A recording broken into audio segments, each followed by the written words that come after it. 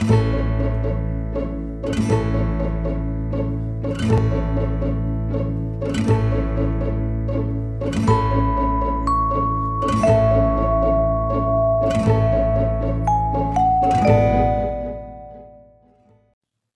afternoon. Welcome to Jim Munley's World of Weather. Clicked on to long-range weather forecast discussion for August 15th to 27.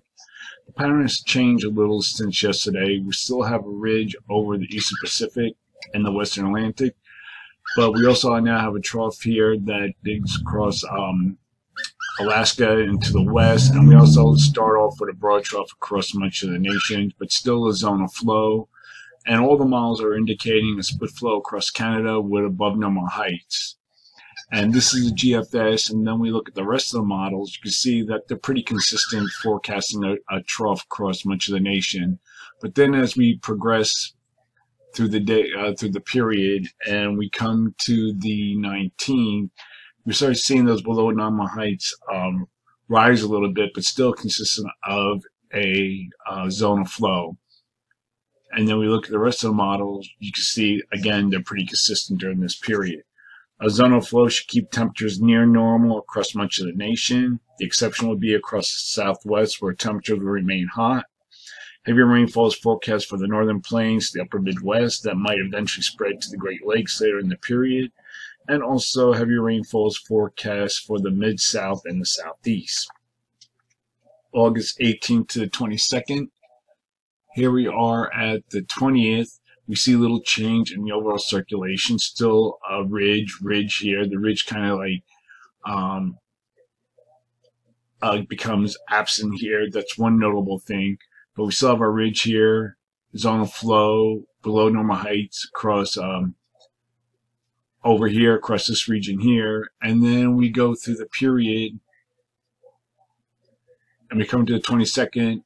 Still, the pattern remains pretty locked in, and the models are good agreement. And then, of course, the Canadian is the most, depicts the most flatter of the models, a flatter pattern.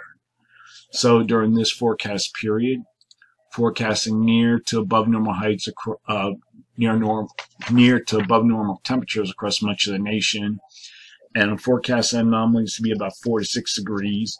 And the greater anomalies might be across here, might be as high as 12 degrees above normal across portions of the southwest.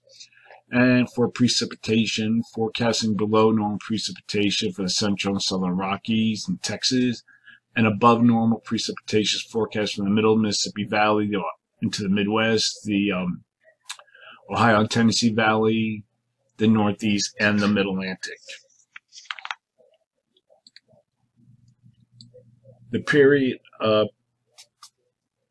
for the 23rd to 27th, here we're at the 23rd, GFS is a little more amplified with having a trough in the east and a trough in the west.